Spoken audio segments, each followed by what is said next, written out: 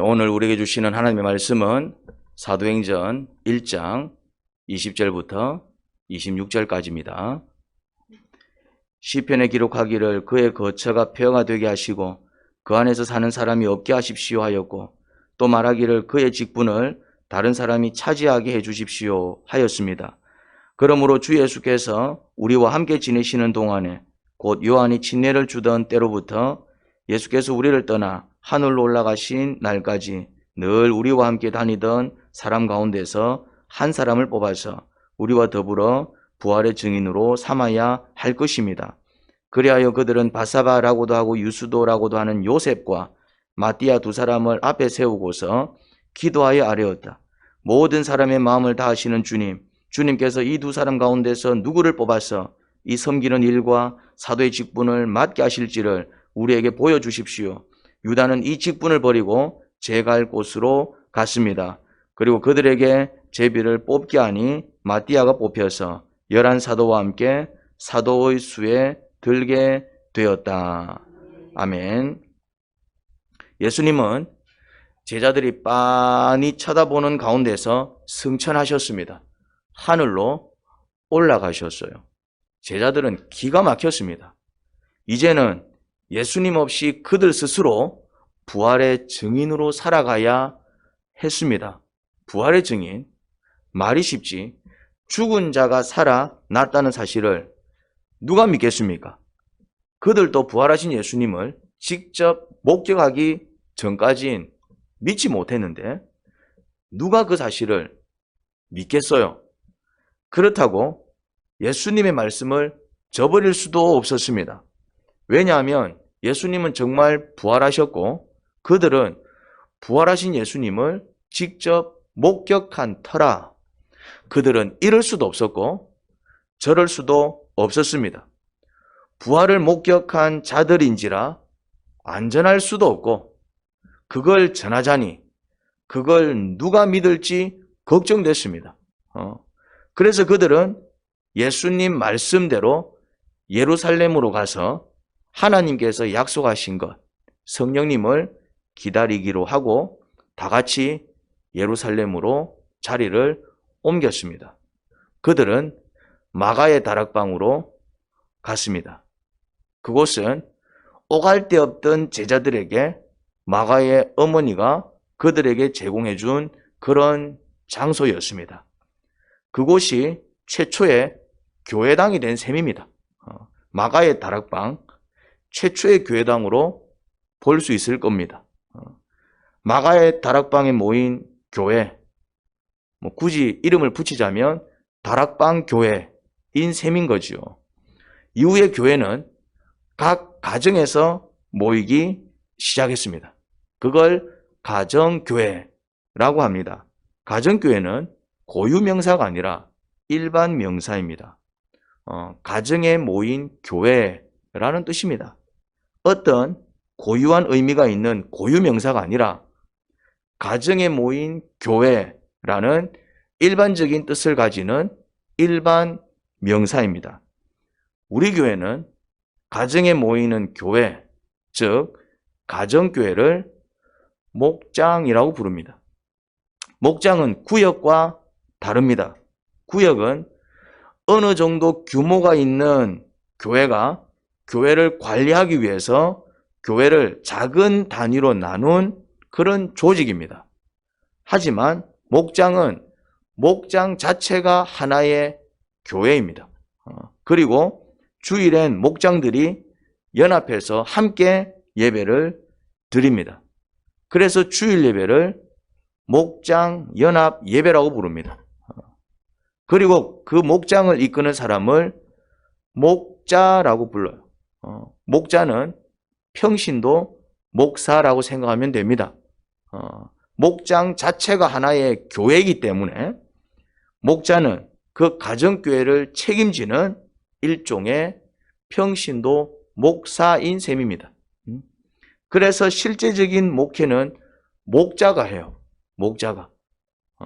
각 목자가 자신의 목장을 목회하는 것입니다. 그러면 목사는 무엇을 하느냐? 목사는 바로 그 목자들이 자신들의 목장을 잘 목회할 수 있도록 돕습니다. 누가요? 이제 그 역할을 목사가 하는 것입니다. 목사는 목자들이 목회를 잘할 수 있도록 그들을 교육하고 양육하고 섬기는 일을 합니다. 다음 그림을 보겠습니다. 사람들이 모여서 울며 불며 기도하고 있습니다. 마가의 다락방에 모인 최초의 교회는 한 마음으로 기도에 힘썼습니다. 사도행전 1장 13절부터 14절까지입니다. 그들은 성 안으로 들어와서, 성 안은 예루살렘 성을 얘기합니다. 자기들이 묵고 있는 다락방으로 올라갔다. 이 다락방은 마가의 어머니가 제자들한테 빌려준 그런 공간입니다. 이 사람들은 베드로와 요한과 야고보와 안드레와 빌립과 도마와 바돌로메와 마테와 알페오의 아들 야고보와 열심 담은 시몬과 야고보의 아들 유다였다. 이 이름들이 누구를 얘기합니까? 11 사도를 가리킵니다. 가룟 유다는 빠져 있습니다. 이들은 모두 여자들과, 이 여자들은 어떤 여자들이겠습니까? 예수님 시신에 향료를 바르기 위해서 예수님 무덤에 갔다가 예수님 부활하신 예수님을 목격한 그 여자들을 가리킵니다. 여자들과 예수의 어머니와 예수의 동생들, 이들은 예수님의 가족들이겠죠. 이들이 함께 한 마음으로 기도에 힘썼다라고 합니다. 그들은 예수님 부활의 증인이 되어야 했습니다. 하지만 그 일은 그들 스스로 감당할 수 있는 게 아니었습니다. 그래서 하나님께서 약속하신 성령님을 기다려야 했습니다. 그런 상황 속에서 그들이 할 수 있는 일이란 기도가 전부였습니다. 예수님의 11 제자, 그리고 예수님의 시신에 향료를 바르기 위해 예수님의 무덤을 찾았던 여인들, 그리고 예수님의 가족으로 구성된 최초의 교회는 마가의 다락방에서 한 마음이 되어 기도를 드렸습니다. 그 숫자가 얼마 되지 않습니다. 한번 세보십시오. 11 사도니까 11명. 예수님의 시신에 향료를 바르기 위해서 갔던 여자들이 그렇게 많은 무리가 아니었습니다. 소수의 무리였습니다. 몇 명이 안 됩니다. 그리고 예수님의 가족은 뭐 어머니, 그 형제들이 또 몇 명 있었어요. 그래봤자 뭐 또 그래 많은 숫자가 아닙니다. 그러니까 마가의 다락방에서 그렇게 한마음이 되어서 기도에 힘썼던 최초의 교회는 그 수가 그렇게 많은 수가 아니었습니다. 그들은 그래도 한때 예수님을 따랐던 사람들, 그래도 예수님께 호감을 가졌던 사람들을 찾아가 전도하기 시작했던 것 같아요. 그들에게 예수님께서 부활하신 사실을 증언했습니다. 그래서 믿는 자가 몇 명쯤 되었습니까?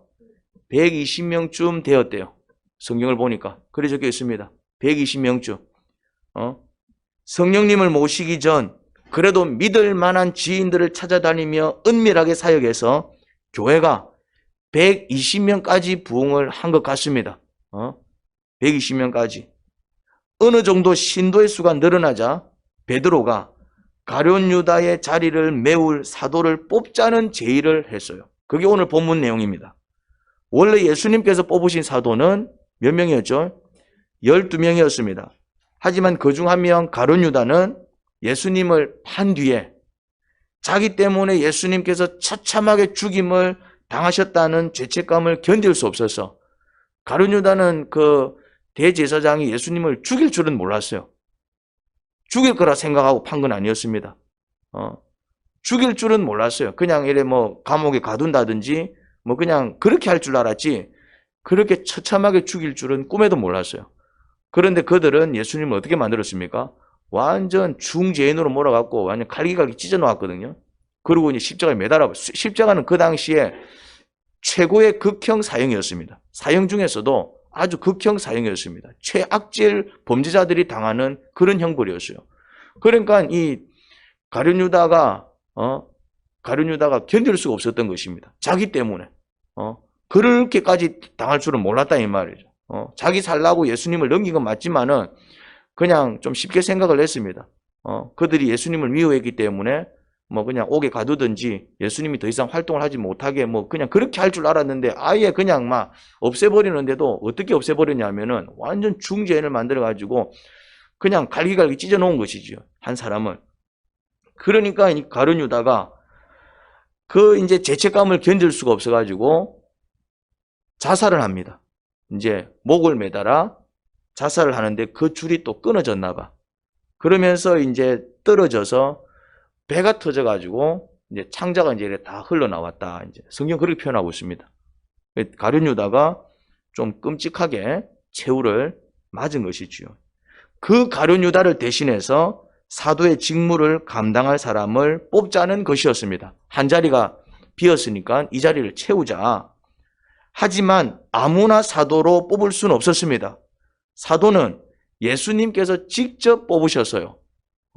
예수님이 직접 기도하면서 이렇게 뽑은 사람들이 사도입니다. 그런 사도를 아무나 뽑을 수는 없었습니다.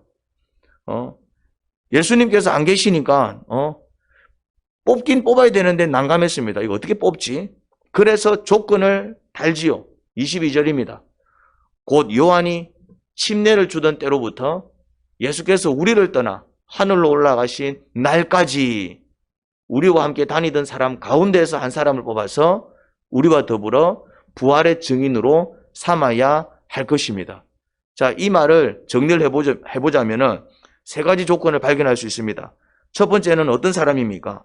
예수님께서 사역을 시작하실 때부터 예수님을 따라다닌 사람. 이제 그게 첫 번째 조건입니다. 또 두 번째는 어떤 조건입니까? 사도들과 함께 먹고 자며 예수님께 훈련을 받은 사람. 그리고 마지막 조건은 무엇입니까? 예수님의 부활을 목격한 자. 그래야 부활의 증인이 될 것 아닙니까? 봐야 증언을 하지. 보지도 않고 증언하면은 위증이잖아요. 자기가 본 것을 이야기를 해야 되니까. 그래서 그 자격에 해당하는 사람을 찾아보니까 두 사람이 나왔습니다. 자, 성경을 보겠습니다. 23절. 그리하여 그들은 바사바라고도 하고 유스도라고도 하는 요셉, 그리고 마띠아 두 사람을 앞에 세우고서 그 자격에 해당하는 사람들을 이제 찾아본 것이죠. 이렇게 쭉 찾아보니까 몇 사람이 나왔다? 이 두 사람이 그 조건에 해당되더라 이 말입니다. 이제 이 두 사람 중에 한 사람을 뽑아야 합니다. 왜? 자리는 한 자리니까. 두 사람을 다 뽑을 수는 없어. 근데 자격에 해당되는 사람은 두 사람이야. 그래서 이제 두 사람 중에 이제 한 명을 뽑아야 되는 상황이었습니다. 그 선택을 하나님께 맡깁니다. 그래서 그들이 어떻게 합니까? 자, 그들이 이렇게 합니다. 다음 그림을 보겠습니다. 자, 이게 무슨 그림인 것 같습니까? 앞에 있는 여인이 그 짝대기를 하나 들고 있죠. 짝대기. 저게 뭔지 아십니까? 옛날에 혹시 뽑기 해보신 적 있으면 뽑기, 번데기 주고 꽝 걸리면 뽑기, 번데기 주고, 그리고 이제 잉어 이러면은 막 그 큰 잉어 그 설탕으로 이렇게 만든 잉어 모양의 혹시 그런 뽑기를 해본 적이 있습니까? 일종의 이제 저게 이제 제비 뽑기인데, 한 사람씩 돌아가면서 제비를 뽑은 겁니다. 제비를. 26절입니다. 그리고 그들에게 제비를 뽑게 하니, 제비를 뽑은 거야. 마띠아가 뽑혀서 11사도와 함께 사도의 수에 들게 되었다. 큰 마트가 오픈하면은 뭐합니까? 뭐합니까? 추첨하잖아요. 그러면 이제 막 아주머니들이 막 때로 모여가지고 가서 이제 뭐 타옵니까? 어떤 사람은 쌀 한 가마니 받아오고, 어떤 사람은 막 뭐 이제 뭐 빡개추 받아오고 뭐 이렇게 받아옵니다. 이제 뽑혀가지고. 그리고 이제 1등은 뭐 받아옵니까? 뭐 텔레비전 한 대 이제 받아오기도 하고. 이제 일종의 이제 제비뽑기에서 마띠아가 뽑혔습니다. 그래서 마띠아가 11사도와 함께 사도의 수에 들게 되었습니다. 그러면 여기서 드는 의문이 누구를 뽑을지 하나님께 맡긴 것은 이해가 됩니다. 그렇죠? 사도인데 아무나 뽑을 수는 없잖아. 그럼 당연히 하나님께 맡겨야죠. 하나님 누구를 뽑을까요? 하나님께서 원하시는 사람을 세우겠습니다. 이제 그거는 이해가 됩니다. 하나님께 맡긴 것은 이해가 돼요. 당연히 그렇게 해야 되는 것이죠. 그런데 하나님께 맡긴 것은 이해가 되는데 왜 하나님께 맡기는 방법이 하나님께서 결정해 주세요 라고 기도하면서 취했던 방법이 뭐였냐면은 제비뽑기였다며, 제비뽑기. 왜 제비뽑기라는 방식으로 그들은, 우리한테 제비뽑기는 뭡니까? 나는 제비뽑기라면은 번데기밖에 생각이 안 납니다. 번데기. 이제 꽝 걸리면 번데기를 주더라고. 꽝 하면은. 근데 그때 먹었던 번데기가 참 맛있었어요. 왜냐하면 그때 먹을 게 없었거든. 번데기도 많이 안 줍니다. 요만한 거 주는데, 막, 매달 들어가 있지도 않는데, 그러면, 아줌마 국물 좀 넣어주세요. 국물 좀 넣어주세요. 라면은, 신문지에 국물 넣어주면은, 한참 알갱이 끈집으면 국물이 없어. 다 어디 갔을까요? 신문지에 이제 이게 다 흡수돼가지고. 그러니까 우리 어찌합니까? 그 신문지 빨아먹고 있어요, 이제. 기억 안 납니까? 내만 그랬습니까? 다 그랬는데, 그거. 그 신문지가 얼마나 맛있었던지, 지금 생각해보면은 아찔하죠. 그 신문지가 얼마나 그게 안 좋은 종인데, 그런 게 있습니까, 아마? 그 번데기. 그래가지고 어떻게 합니까? 다 먹은 다음에 신문지를 어떻게 합니까? 다 풉니다. 왜 푸냐면은, 풀면은 꼭 밑에 그 번데기가 하나 딱 들어가 있어요. 그런 경우 없습니까? 우리는 뽑기 하면은, 막, 황금, 잉어 이런 거는 별로 걸려본 적이 없고, 근데 이 사도를 뽑는데, 하나님께서 택하신 자를 뽑는데, 그 방법이 뭐였냐면은, 제비 뽑기로 이제 뽑은 거예요. 뽑기로. 무슨 번데기 뽑는 것도 아니고. 의문이 드는 거죠. 왜 그 방법이 그 많고 많은 방법 중에서 제비 뽑기였을까? 출애굽기 28장 29절에서 30절입니다. 아론이 성소에 들어갈 때에는 이스라엘의 아들들의 이름이 새겨진 판결 가슴바지, 흉패입니다. 흉패, 가슴바지를 가슴에 달고 들어가게 하여 이것을 보고 나 주가 언제나 이스라엘을 기억하게 해라. 판결 가슴바지 안에, 이 이제 가슴바지 이제 주머니입니다. 일종의 가슴바지 안에 우림과 둠밈을 넣어서 아론이 주 앞으로 들어올 때에 그것을 가슴에 지니고 들어오게 하여라. 뭘 넣으라고요? 우림과 둠밈. 우림과 둠밈 뭐지? 그거를 이제 이 가슴바지 일종의 주머니 같은 겁니다. 거기 이제 딱 넣고 들어오래요. 아론은 주 앞에서 이스라엘 자손의 시비를 가릴 때에 언제나 그것을 가슴에 지녀야 한다. 우림과 둠밈을. 제사장 복장 중에 가슴바지라는 게 있었습니다. 제사장이 이제 제사장 옷이 있어요. 이렇게 이제 속바지를 입고 또 이렇게 또 겉옷을 입고 또 그 위에 에봇을 입고 또 이제 또 그게 또 이제 가슴 바지를 이렇게 이제 취하는 그 이제 그 제사장 복장이 있습니다. 거기에 이제 제일 이제 마지막에 입는 게 이제 이 가슴 바지, 흉패라는 것을 딱 가슴에 붙여요. 그 가슴 바지 안에 이제 뭘 넣느냐면은 우림과 둠밈을 넣어요. 우림과 둠밈. 이 우림과 둠밈이 뭐냐면은 작은 돌처럼 생겼습니다. 뭐 바둑알처럼 작은 돌처럼 생겼어요. 이게 이제 여러 개의 흰 돌과 검은 돌로 되어 있습니다. 그러면 이 우림과 둠밈의 기능이 뭐냐면은 사람의 판단으로 시비를 가릴 수 없을 때 하나님께 판단을 맡기기 위해서 사용했습니다. 어떻게 해요? 기도한 뒤에 하나님 누가 옳습니까? 하나님 누구를 뽑을까요? 하나님 어떻게 하면 좋겠습니까? 기도를 충분히 한 뒤에 어떻게 한다? 이 이제 가슴바지, 그 주머니 안에 있는 우림과 둠밈을 끄집어내는 겁니다. 그냥 무작위로 끄집어내는 겁니다. 그러면은 흰 돌의 개수와 검은 돌의 개수를 통해서 하나님의 판단을 확인했던 것입니다. 이게 이제 그 제비뽑기를 막 그냥 심심해서 한 게 아니고 언제부터 이런 방식을 취했다고요? 이미 구약시대 때부터 하나님께서 이 우림과 둠밈으로 그 하나님의 뜻을 판단하도록 그렇게 명령을 하셨어요. 그래서 이것이 하나의 제도가 되어가지고 이것이 이제 결국 우림과 둠밈을 가슴바지에 넣고 이제 무작위로 뽑는 게 뭡니까? 이게 결국 이게 제비뽑기잖아요. 제비뽑기. 이게 제비뽑기의 이제 최초의 어떤 형태입니다. 그 방법을 따라 최초의 교회가 사도를 뽑을 때 제비뽑기를 한 것입니다. 하지만 그냥 제비를 뽑아서는 안 됩니다. 그냥 뽑아서 되는 게 아니야. 그러면 그건 단지 제비 뽑기에 지나지 않지 하나님의 뜻은 아니에요. 제비 뽑기가 하나님의 뜻이 되기 위해서는 충분한 기도가 선행돼야 됩니다. 뭐가 선행이 돼야 된다고요?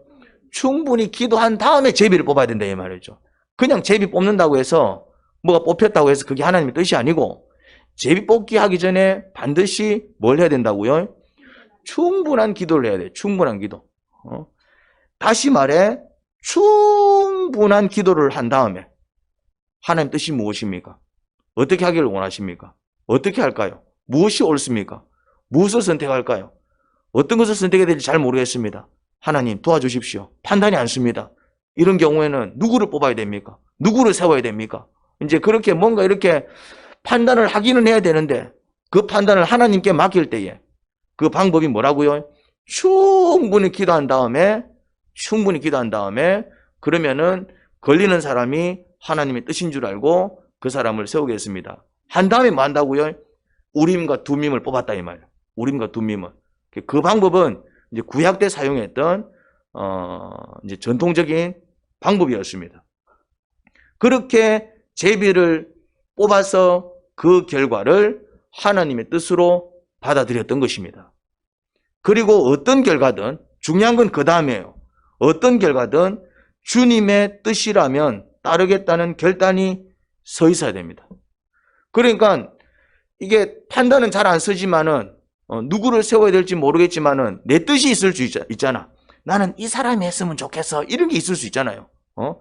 둘 중에 누구를 세워야 될지, 누구를 세우는 게 하나님의 뜻인지는 모르겠어. 그래서 하나님께 묻지만은 내 뜻이 있을 수 있잖아. 아, 나는 이 사람이 됐으면 좋겠어. 뭐 이런 게 있잖아요. 나는 이거 했으면 좋겠어. 이럴 수 있잖아요. 그런데 그럴 때 뽑기를 했는데 내가 원하는 사람이 걸릴 수 있어요. 내가 원하는 게 선택될 수도 있습니다. 그런데 반대로 뽑기라는 거는 내가 원하지 않는 사람이 걸릴 수도 있는 거예요. 그게 뽑기 아닙니까? 뽑기라는 것은 또 내가 원하지 않는 그것이 걸릴 수도 있어요. 그럴지언정 그렇게 결정된 것이 주님의 뜻이라면은 내 뜻과 다를지언정 걸리는 것에 저는 순종하겠습니다. 이런 어떤 결단이 있어야 돼요. 그렇지 않고 자신이 원하는 바를 미리 정해놓고 그것이 나오도록 어떤 조작을 할 경우 그건 주님의 뜻이 아닌 게죠. 결국 제비뽑기는 하나님의 뜻을 확인하는 확인 수단이지 제비뽑기 자체가 하나님의 뜻은 아닌 것입니다. 그러니 단지 제비뽑기만으로 하나님의 뜻을 확인할 수 있는 건 아니고요. 하나님의 뜻을 확인하기 위해 제비뽑기보다 더 중요한 것이 있습니다. 그게 뭡니까? 그게 이제 기도인 것입니다. 그게 기도인 것입니다. 어떤 기도일까요? 그러면은 주님의 뜻을 확인하기 위해서 우리가 할 수 있는, 우리가 해야 하는 기도는 어떤 기도일까요? 기도의 종류가 참 다양해요. 어떤 기도가 있죠? 뭐 감사기도, 찬양기도, 또 어떤 기도가 있죠? 간구기도, 탄식기도, 저주기도 등 다양한 종류의 기도가 있습니다. 그러면 여러 가지 기도 종류 중에 하나님의 뜻을 확인하기 위해 하는 기도는 어떤 기도겠습니까? 어떤 기도를 해야 되겠습니까? 질문 기도를 하셔야 돼요. 질문 기도를. 기도에 질문 기도라는 게 있습니다. 우리나라 사람들은 간구 기도는 굉장히 강합니다. 간구 기도. 거의 대부분이 간구 기도입니다. 거의 기도가 다들 어떻게 끝납니까? 하나님 이렇게 해 주시옵소서. 하나님 이렇게 되게 해 주시옵소서. 하나님 이렇게 해 주옵소서. 거의 기도가 그렇게 끝이 납니다. 그러니까 이게 다 무슨 기도입니까? 이게 간구 기도거든요. 간구 기도가 잘못됐다는 얘기가 아니라 기도는 간구 기도만 있는 게 아닌데 우리나라 사람들은 유달실이 어떤 기도가 강하냐면은 간구 기도가 강하고 대부분 기도를 간구 기도 형태로 하는 경우들이 많습니다. 그 다음으로 이제 감사기도, 찬양기도 좀 해요. 하나님 감사해요. 하나님 찬양을 받으세요. 뭐 이런 기도를 좀 해요. 그런데 정말 약한 기도가 뭐냐면은 탄식기도, 저주기도, 질문기도는 거의 하지 않습니다. 그나마 한 번씩 탄식기도는 좀 해요. 탄식기도는 하나님 너무해요. 하나님 왜 이러지요? 하다가 하나님한테 또 이런 불평하다 내 혼나는 거 아이가 싶어 얼른 또 입을 닫아버리죠. 저주기도, 질문기도는 아예 안 합니다. 거의 안 합니다. 저주기도가 뭔지도 몰라요. 대부분 사람들은. 하나님의 뜻을 확인하는 기도는 질문기도입니다. 그런데 질문기도를 거의 하지 않습니다.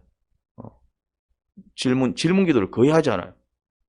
그래서 하나님의 뜻을 모르는 겁니다. 물어야 답을 듣지. 물어야 답을 듣지. 하나님 뜻대로 살고 싶어도 그 뜻을 모르니 하나님 뜻대로 살지 못합니다. 하나님 뜻을 확인하는 방법을 몰라요. 어떻게 확인할 수 있다고요? 질문 기도를 통해서. 그러니까 질문 기도가 그럼 질문 기도 어떻게 하는데 그러면? 질문 기도가 뭐냐 이 말이에요. 간단합니다. 하나님께 질문하면 돼요. 하나님께 질문하면 된다니까. 그게 질문 기도입니다. 사무엘하 5장 19절입니다. 다윗이 주님께 아뢰었다. 주님께 아뢰었으니까 이건 뭐겠습니까? 기도겠죠. 주님께 아뢰었으니까 이제 이건 기도일 것입니다. 기도가 딴 게 아니잖아요. 내가 주님께 뭐라 얘기하는 게 기도잖아요. 다윗이 주님께 아뢰었다. 자, 근데 이렇게 아뢰입니다. 제가 저 블레셋 사람들을 치러 올라가도 되겠습니까? 기도를 이렇게 했다니까. 주님께서 그들을 저의 손에 넘겨 주시겠습니까? 이렇게 물었다니까요. 주님, 저 블레셋 사람들을 이기게 해 주시옵소서. 이렇게 기도 안 했습니다. 간구 안 했다 이 말입니다. 주님, 저들을 내 손에 붙여 주시옵소서. 이렇게 기도 안 했다 이 말입니다. 간구 기도가 잘못된 게 아닙니다. 그런데 다윗은 이때 간구 기도를 한 게 아닙니다. 질문 기도를 했어요. 왜? 뭘 몰랐는데? 하나님의 뜻을 몰랐다 이 말이에요. 올라갈지 말지가 모르는 게 아니고 하나님께서 이 전쟁을 원하시나? 내가 전쟁을 해도 될까? 다윗은 블레셋 사람들을 이길 자신이 있었을까요? 없었을까요? 있었습니다. 다윗은 전쟁을 해갖고 한 번도 진 적이 없어요. 내가 싸움을 해갖고 한 번도 진 적이 없는데 누가 싸움을 건다. 그럼 내가 이 싸움을 겁낼까요? 안 겁낼까요? 안 겁냅니다. 내가 싸움을 해갖고 늘 얻어터진 사람은 도망을 다니겠지만 다윗은 싸움을 해갖고 한 번도 진 적이 없어요. 한 번도. 이후에는 몇 번 진 적이 있지만은 어쨌든 이때까지는 다윗이 혼자서 나가든 심지어 지 혼자서 골리앗도 때려잡은 사람이라니까요. 다윗은 싸움을 해갖고 한 번도 진 적이 없어요. 그러니까 근데 다윗은 왜 저런 기도를 했을까요? 이게 하나님의 뜻이 맞냐 이 말. 내가 전쟁을 치르는 게 하나님의 뜻이 맞냐 이 말. 내가 저 민족과 싸워도 돼?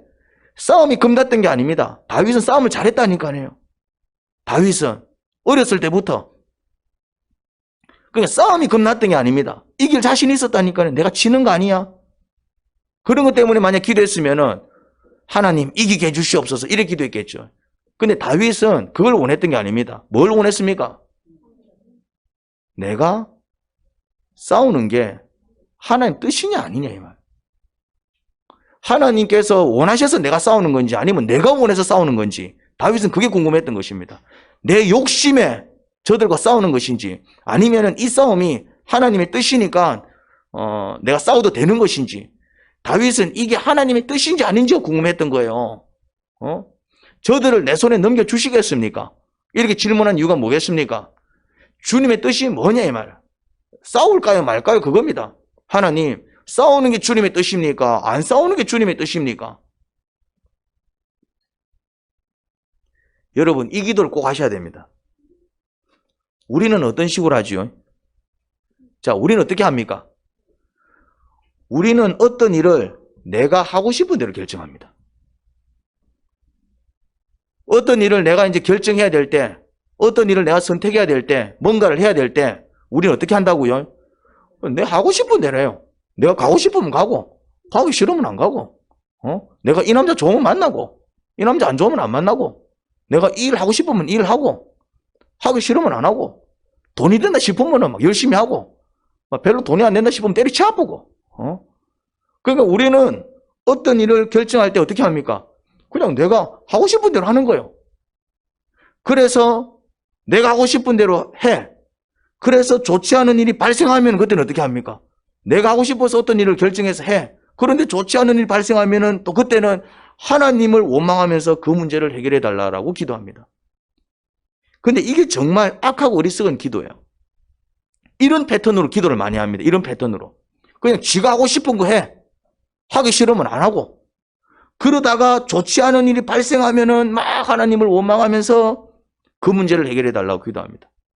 근데 이게 아까 어리석은 기도라니까요. 이게 사실은 다윗은 그렇게 하지 않았습니다. 다윗은 그냥 지 하고 싶은 대로 하고, 그래서 문제가 생겼을 때 주님 왜 또 이런 문제가 생겼어요? 해결해 주세요. 이래 안 했다니까요. 다윗은 어떻게 했다고요? 뭔가를 하기 전에 뭐 했다고요? 주님의 뜻이 무엇입니까? 내 전쟁 치러 나갈까요? 아니면 그냥 물러날까요? 저것들을 한번 붙을까요? 아니면 안 붙을까요? 저들을 주님 내 손에 붙이시겠습니까? 어떻게 하시겠습니까? 그리고 하나님께서 하라고 하시는 대로 했습니다. 올라가라. 그래서 올라간 거예요. 저것들을 네 손에 붙이마. 그러니 저들을 쳐 부수어라. 그게 내 뜻이다. 그래요? 그렇게 올라가다. 주님께 어떻게 했다고요? 지가 하고 싶은 걸 한 게 아니고 어떻게 했다고요? 주님께서 하라고 하신 것을 했다 이 말이에요. 만약에 주님께서 하지 마라 그랬으면 다윗은 안 했을 것입니다. 우리는 어떻게 하지요? 자, 직장을 선택합니다. 하나님께 물어서 결정합니까? 내가 가고 싶으면 갑니까?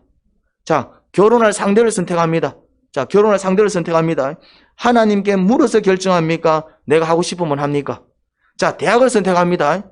하나님께 물어서 결정합니까? 내가 가고 싶은 데를 갑니까? 자, 뭔가를 선택할 때, 뭔가를 결정할 때 하나님께 물어서 결정합니까? 아니면 내가 하고 싶은 것을 선택하거나 결정합니까? 대개는 자기 하고 싶은 대로요. 자기 원하는 것을 한다 이 말입니다. 그러다 문제가 생기면 하나님을 원망하면서 막 그 문제를 해결해 달라고 합니다. 마치 하나님 때문에 그 문제가 발생한 것처럼 말입니다. 그런데 정말 신기한 것은 하나님께 물어서 결정한 일은 그 결과가 정말 좋아요. 그런데 자기 하고 싶은 대로 해버린 결과는 꼭 원치 않는 일이 같이 발생해요.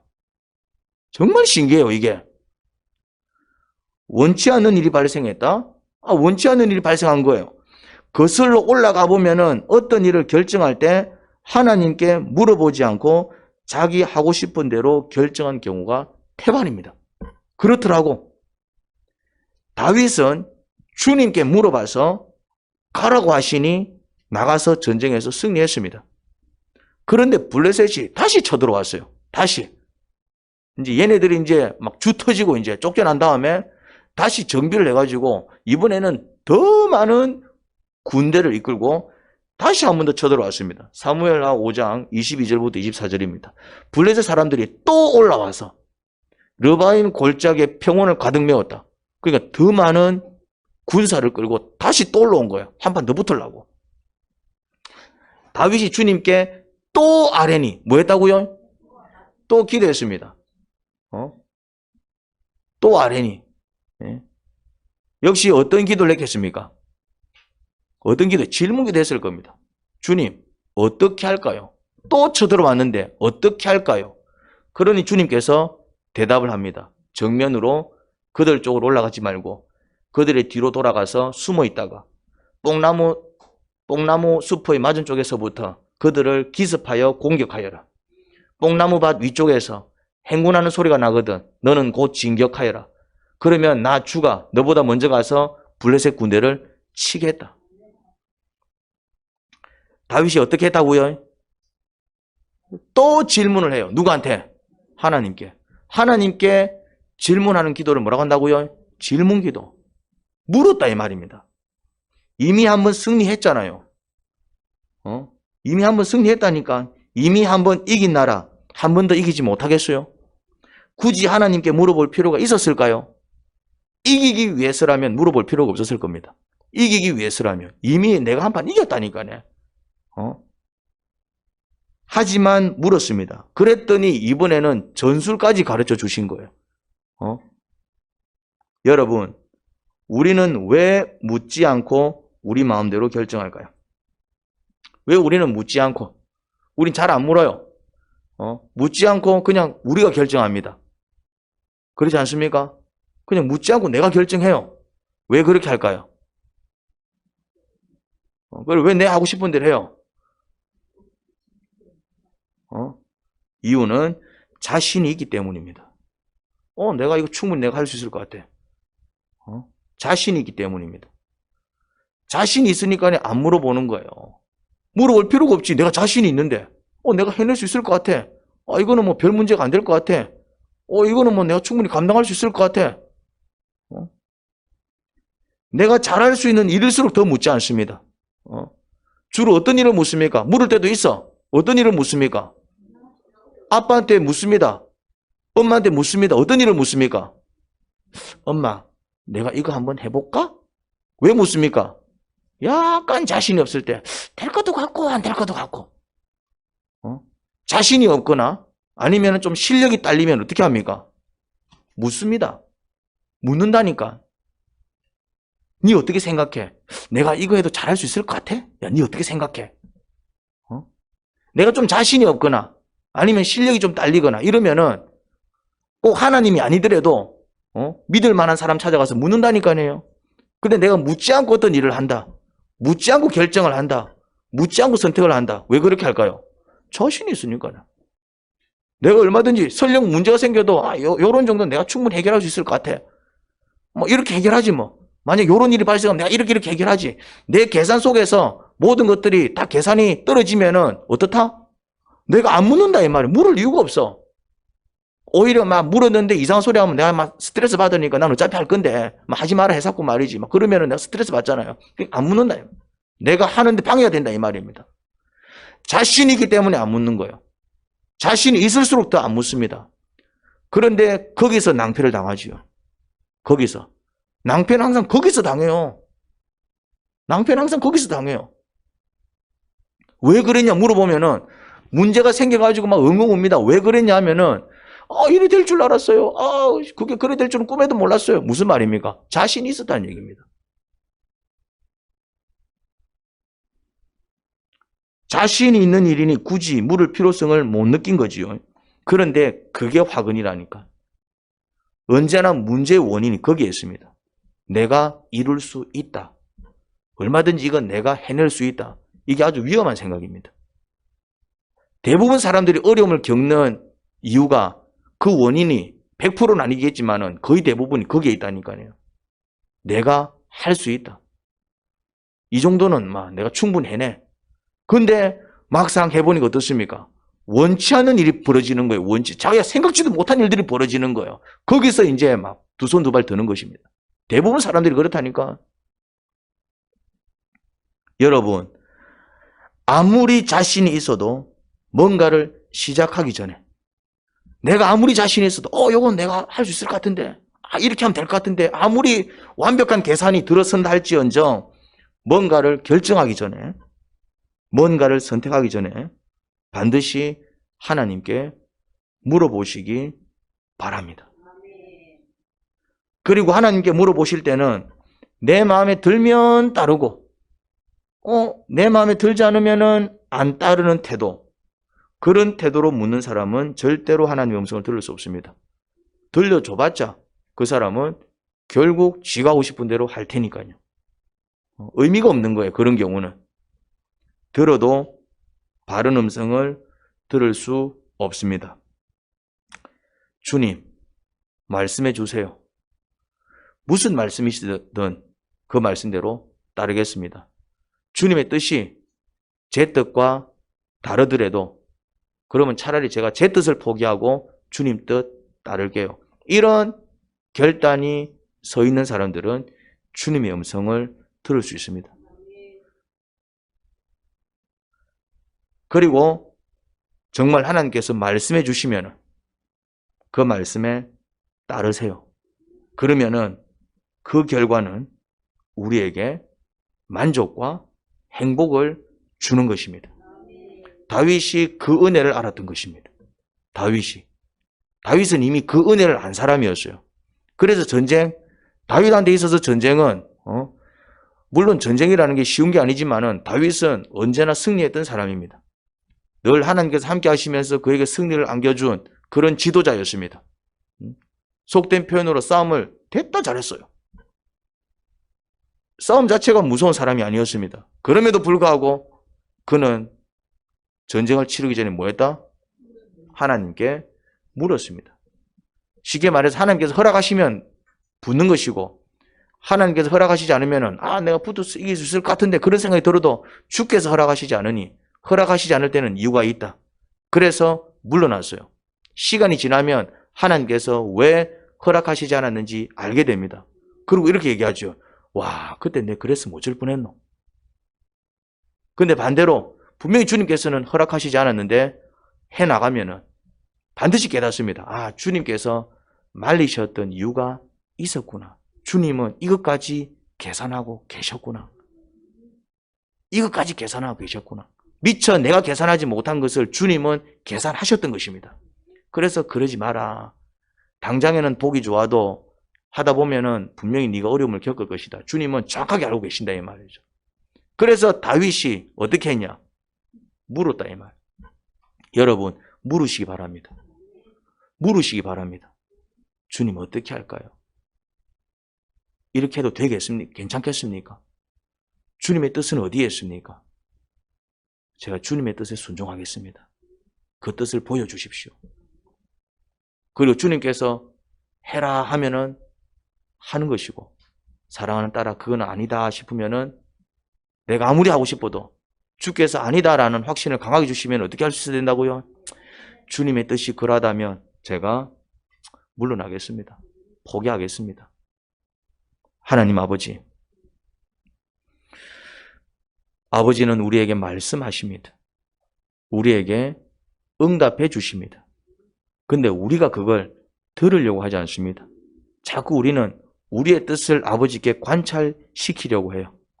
그런데 아버지는 우리가 보지 못하는 것까지 보십니다. 우리가 헤아리지 못하는 것까지 헤아리십니다. 사람의 눈에는 선하게 보이지만 필경 사망에 이르는 길도 있습니다. 우리의 눈에는 이것이 성공으로 이어질 것 같고 이것이 대박으로 이어질 것 같지만은 필경 사망에 이르는 길도 정말 많이 있습니다. 그런데 우리는 그걸 보지 못해요. 아버지는 그거를 꼼꼼하게 확인하시고 체크하십니다. 그래서 뜻을 물어볼 때에 그러지 마라. 이렇게 한번 해보면 어떻겠느냐. 아버지는 바른 길을 우리에게 알려주십니다. 그런데 우리는 내가 원하는 말씀을 해주시면 잘 따르지만은 내가 원하지 않는 말씀을 하시면은 우리는 또 눈빛이 돌아가고 또 씩씩거립니다. 그게 얼마나 어리석은 모습인지 몰라요. 아버지의 뜻을 깨닫기 위해서 애쓰게 하시고 아버지의 뜻이 무엇인지 깨달았다면 그 뜻에 순종하게 하세요. 예수님 이름으로 기도합니다. 아멘.